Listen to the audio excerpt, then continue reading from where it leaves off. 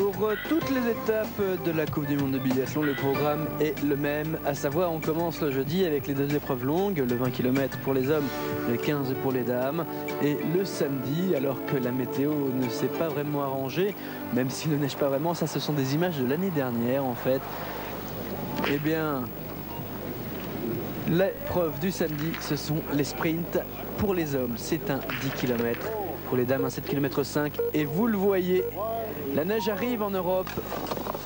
La preuve, départ de Valérie Kirienko, le russe, les Russes qui ont déjà remporté la première épreuve de la saison avec Drachev.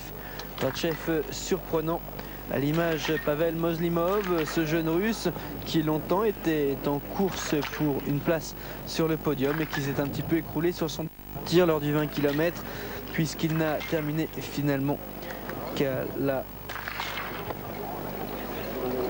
16e place, pardon, Moslimov qui va très bien sur ce tir-là. Attention, vous le savez, en sprint, la pénalité n'est pas 1 minute de temps, comme ça se passe dans le 20 km. Eh bien, une pénalité au tour. Une boucle de 250 mètres à parcourir. Thomas Sikora aime Bad Gastein. 3e l'année dernière du 20 km, 2e il y a 2 jours de cela. Et Thomas Sikora qu'on va suivre un temps mais qui ne va pas confirmer dans l'épreuve. Voici le leader de la Coupe du Monde, le vainqueur l'année dernière, monsieur Patrice Bailly-Salin. Patrice Bailly-Salin qui l'a annoncé, veut aller jusqu'au championnat du monde, veut devenir champion du monde. Lui qui n'a pour l'instant pas ramené de titre individuel. Alors que je vous le rappelle, il est 3e quand même des Jeux Olympiques en relais avec Dussert, Flandin et Lionel Laurent, Flandin qui n'est pas au mieux, tout comme Patrice Bailly-Salin. Il avait déclaré forfait pour le 20 km, il est encore un peu malade, ça ne va pas s'arranger. Drachev, voilà, il a maintenant le dossard de leader de la Coupe du Monde, vous le voyez, un temps tout à fait en contraste avec celui que nous avions jeudi.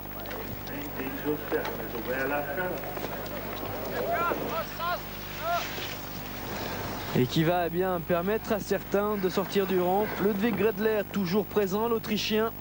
Gredler rapide en ski, mais bien prêt, bien piètre tireur, hélas. Puisque 4 fautes au tir pour Ludwig Gredler. On va suivre Patrice Bailly-Salin pour son premier titre. Le tir couché. Patrice pas tout à fait remis. Et qui n'a pas un très bon ski, même si en ce début de parcours tout va bien. Alors qu'on aperçoit que pour l'instant c'est Patrick Favre, l'Italien, qui est en tête. Aucune faute à son premier tir. Patrice en commet 2. Ça veut dire pénalité pour lui. Drachev à présent. Drachev qui fait un superbe début de parcours. Il a été mis en confiance par sa victoire dans le 20 km. Et regardez ce temps, beaucoup de vent, beaucoup de neige.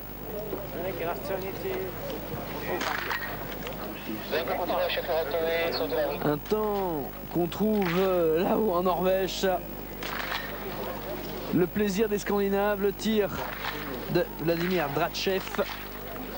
Les cibles, vous le savez, en tir couché sont plus petites qu'en tir debout. 4 cm et demi de diamètre contre 11,5 tir debout. Par contre, elles sont toujours placées à 50 mètres. Alors qu'il faut savoir qu'au début du biathlon, lorsque c'était à l'arme de guerre qu'on tirait et que seuls les militaires pouvaient pratiquer ce sport, eh bien c'était des tirs à 250 mètres, 200 mètres, 150 mètres, 100 mètres.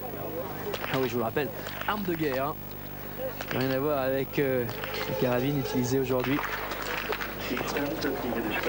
Au départ, on retrouve Marc Kirchner, champion du monde, toute distance. Marc Kirchner qui, pour la première fois, a raté un grand événement lors des Jeux Olympiques de Lillehammer.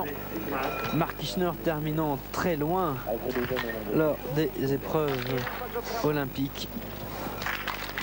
Evgeny Redkin, le Bélarus, lui il avait surpris tout le monde, c'était à Albertville en remportant le titre olympique. Depuis, avant Redkin n'avait rien fait, depuis Redkin n'a rien fait non plus.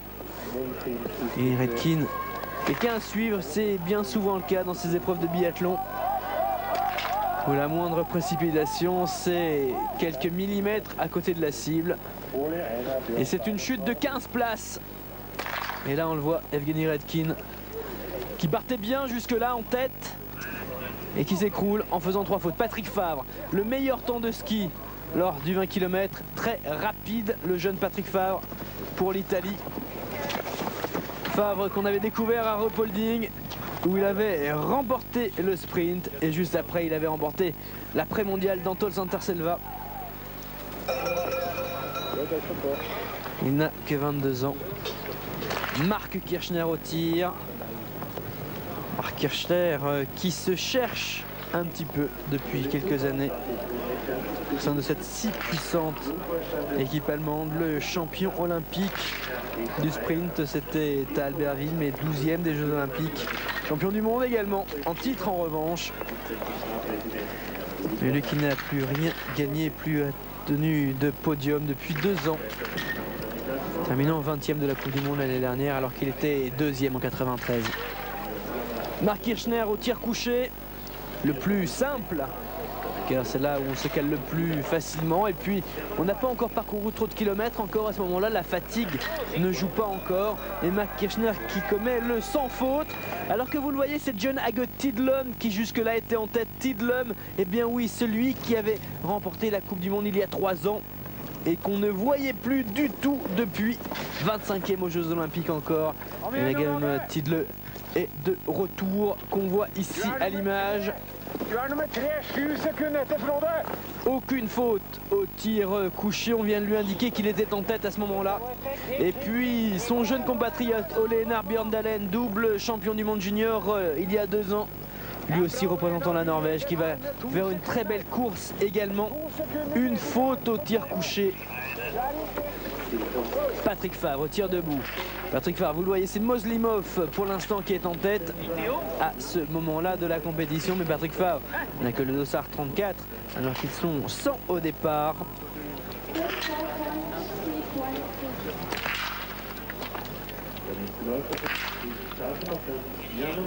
Moslimov avec 3 tirs au tir debout et qui va finalement terminer 39e.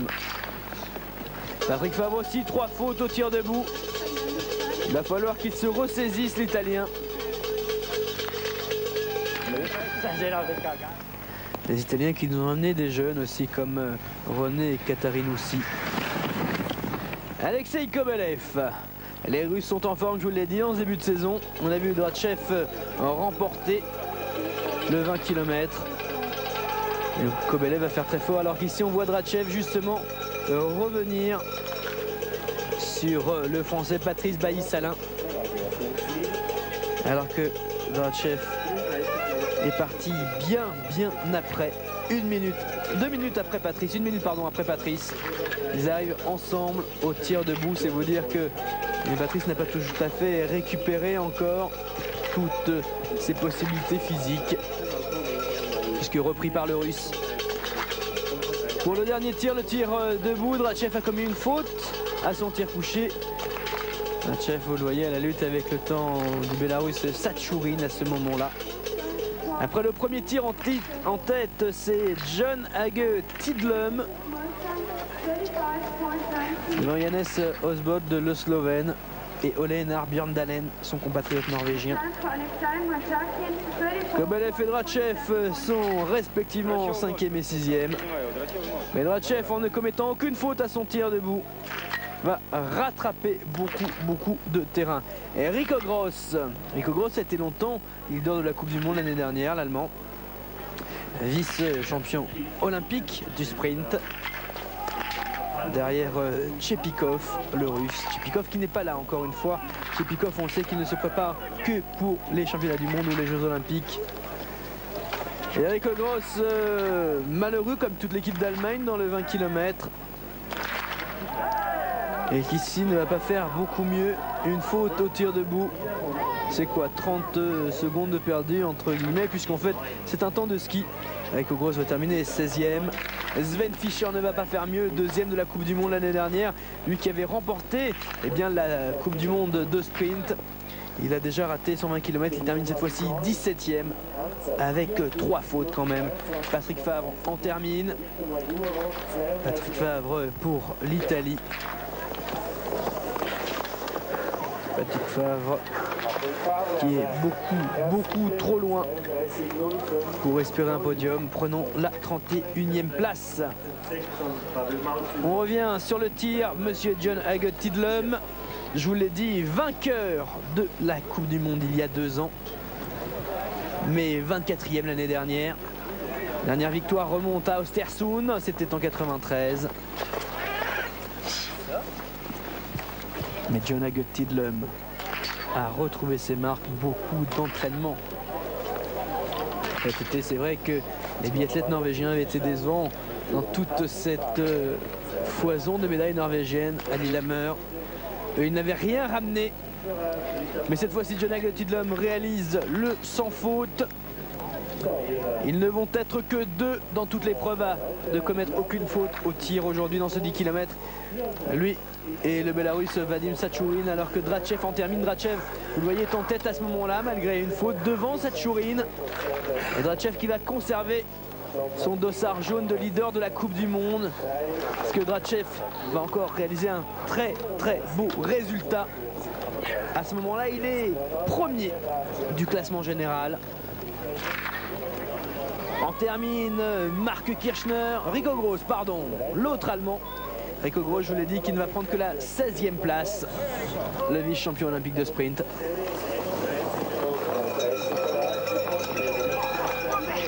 Oh là là, il se fait des frayeurs, une chute pour Pantov, le Kazakh. Pantov, 3e du 20 km. Vous dire que cette piste-là, avec la neige qui est tombée, regardez par rapport aux images du début de retransmission la différence. John Agutt-Tidlum en termine. John Agutt-Tidlum qui va remporter cette première épreuve du sprint de la Coupe du Monde. Il est heureux, il renoue avec la victoire 2 ans après Östersund. Après une saison complètement ratée l'année dernière. Et il est en tête à ce moment-là devant Vladimir Drachev. Marc Kirchner en termine, lui aussi Marc Kirchner, le champion du monde en titre. Et qui lui aussi va retrouver des couleurs en prenant à ce moment-là la 3e place. Il va finalement terminer 5e ici avec 2 fautes. On retrouve au tir Lekan, le Slovène. Les Slovènes qui vont réaliser un très beau tir groupé avec Poklukar 6e, Osbolt 7e, Globoknik 8e. Bosdian Lekan, lui, va commettre 2 fautes à son dernier tir, le tir debout, et prendre la 15e place, mais devant les Allemands Rico Gross et Sven Fischer. Côté français, on rit moins que dans le 20 km où Franck Perrault avait terminé 4e devant Lionel Laurent 5e.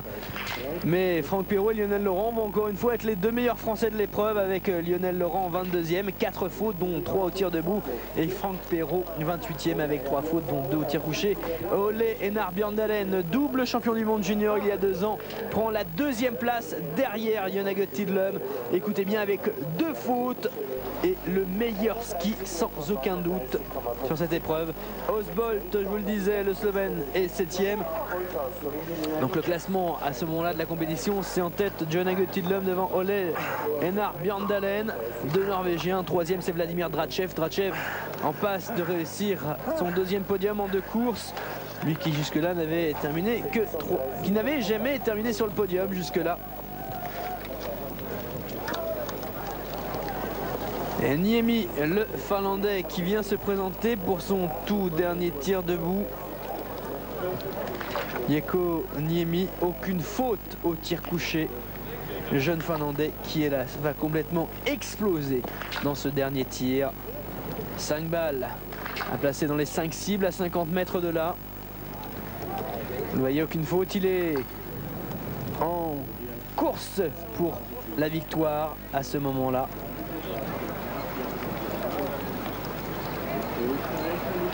Mais les conditions sont absolument désastreuses. Beaucoup de vent, beaucoup de neige.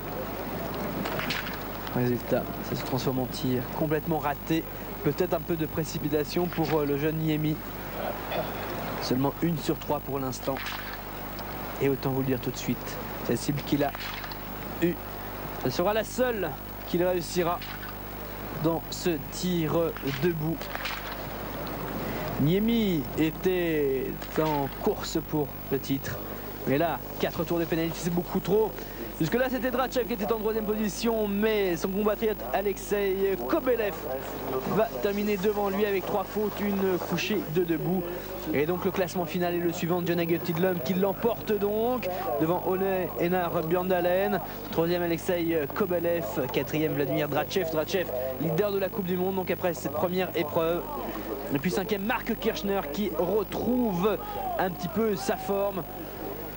Lui qui court bien évidemment pour les championnats du monde. Et puis les Slovènes qui font un très beau tir groupé. Je vous le disais, Poklukar qui termine ici 6e devant Osbolt et Globoknik. Pour les Français, je vous l'ai dit, Laurent est 22e, Perrault 28e, Hervé Flandin 49e avec 2 fautes debout. Hervé Flandin qui n'est pas tout à fait en forme.